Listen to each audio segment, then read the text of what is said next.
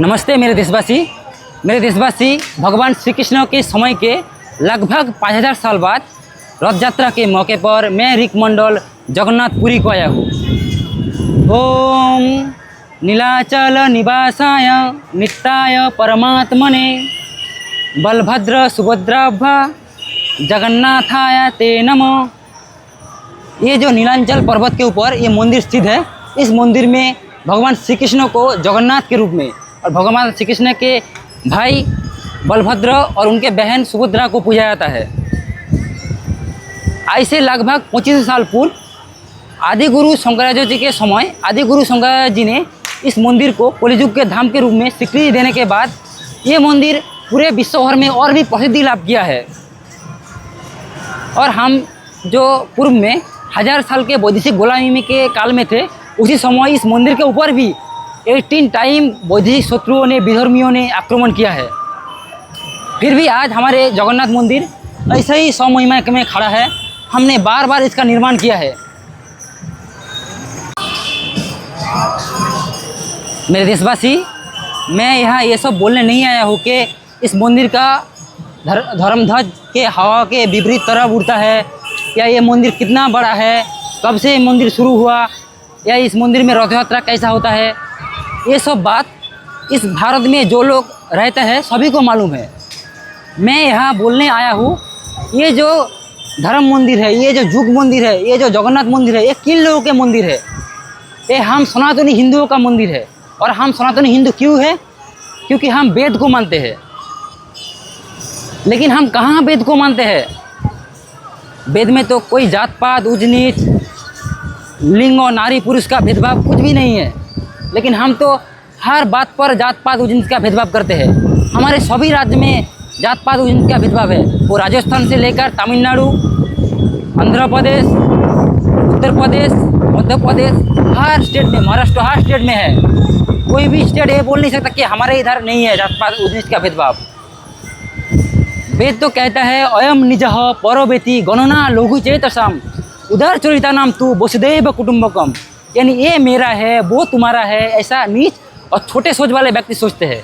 लेकिन उदार और महान सोच वाले व्यक्ति सोचते हैं कि ये समग्र पृथ्वी, ये जितना लोग हैं सभी हमारा परिवार है, सब हम अपने हैं। तो कहाँ इधर ऊंच नीच का भेदभाव है? वेद फिर भी कहता है कि ऋग्वेद का अंतिम सूक्त कहता है कि संग छद्दम संबदम संभमनाम सी जानताम देवा भागम जथा पूर्वे संजानाना उपासते समानो मंत्र समिति समानी। यानी सभी लोग एक साथ चले, एक साथ बसवास करे, एक साथ गमन करे, एक सुर में बात करे, एक चिंताधारा से बाँचे। यहाँ कहाँ नीच का भेदभाव है, जात पात का भेदभाव है? वेद कह रहे हैं सब एक साथ रहो। ऐसे ही पूर्व में देवताओं ने देवत्व लाभ किया था। आप सभी लोग जब एक साथ रहोगे, एक सुर में बात करोगे, तब सुरक्षित रहोगे, शांति में बसवास करोगे। लेकिन अब हर बात में जात पात ऊंच नीच का भेदभाव करते हो। क्या हमारा मनुस्मृति में ऐसा विभाजन है? नहीं है। कोई मनुस्मृति में भेदभाव नहीं है। जो विशुद्ध मनुस्मृति है उसमें क्या लिखा है? शूद्र ब्राह्मणतामेति ब्राह्मणश्चेति शूद्रताम क्षत्रिय जात मेवंतु विद्या देश तथैव च। यानी अगर कोई शूद्र वेद को पढ़ लिया तो वो ब्राह्मण बनेगा। अगर कोई ब्राह्मण का बेटा वेद को नहीं पढ़ा वो शूद्र बनेगा। हमारे यहाँ जन्म से कोई सिद्ध नहीं होता बात। यहाँ कर्मना प्रधान संस्कृति रहा है। जिसका गुण स्वभाव चरित्र जैसा है वो ऐसा ही बनेगा। हमारे स्कंद पुराण में लिखा है कि जन्मना जायते शूद्र कर्मणा भवेत द्विजा वेद पठात भवेत विप्र ब्रह्म जाना इति ब्रह्मणा। यानी जन्म से हर व्यक्ति शूद्र होता है, कर्म से वो द्विज बनता है, वेद पढ़ने से विप्र यानी विद्वान बनता है, और ब्रह्म को जानने से ब्राह्मण बनता है। क्या हमारा संस्कृति जैसा कोई विश्व में संस्कृति है? ऐसा समानता है? कहीं भी नहीं है। मेरे देशवासी, अगर जाति का बात किया जाए तो जिन प्राणियों का संतान प्रजनन करने का तरीका एक प्रकार के है वो एक जाति है। जैसे कि हाथी की एक जाति, कुत्ते की एक जाति, बिल्ली की एक जाति, समस्त मानवों का एक जाति है। और हमारे मानवों का 4 वर्ण है जो गुण, कर्म और स्वभाव के अनुसार निर्धारित होते हैं। जो जैसा बनना चाहेगा वो ऐसा बनेगा। जो वेद पढ़ेगा, ब्रह्म को जानेगा, वो ब्राह्मण बनेगा। जो लड़ाई करेगा वो क्षत्रिय बनेगा।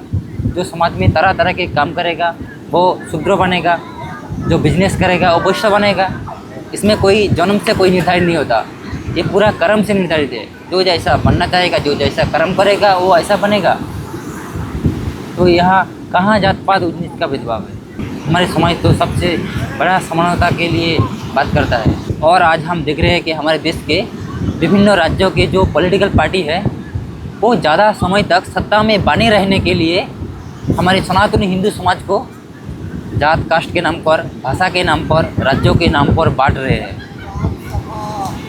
और ये पॉलिटिकल पार्टी हमारे सनातनी हिंदू समाज को बांट के विधर्मियों को लाभ पहुंचा रहे हैं।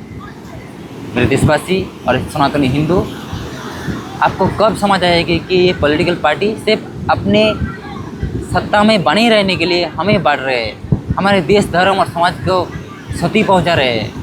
ये देश धर्म संस्कृति को नष्ट करके मानेगा।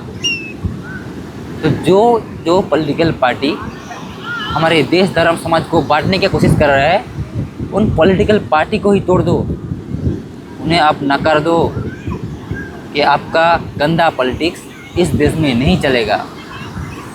और मेरे देशवासी, अब जिन लोगों को या जिन जाति वर्ग को नीच दिखाकर अपने से दूर कर दिया था, उन्हें अपना लो, अपना भाई समझकर अपना लो, नहीं तो विधर्मी उन्हें अपना ले गया। आज हमारे समाज में इतना बड़ा मात्रा में ईसाई कन्वर्सन हो रहा है, आपको मालूम नहीं है। आप देख रहे हो लेकिन समझ नहीं रहे हो। हमारे लिए सिर्फ एक देश है, भारत। अगर ये देश में डेमोग्राफिक चेंज हो जाएगा, हमारा संख्या कम हो जाएगा, तो हम कहाँ जाएगा? इसीलिए अपना भाई को अपना लो और हमारे देश धर्म संस्कृति को बचा लो। सब एक बन के रहो, सिर्फ सनातनी हिंदू बन के रहो, तो भी हम सभी लोग सुरक्षित रहेंगे और शांति से रहेंगे। वेद को बचाना पड़ेगा, वैदिक संस्कृति को रक्षा करना पड़ेगा। जय माँ भारती।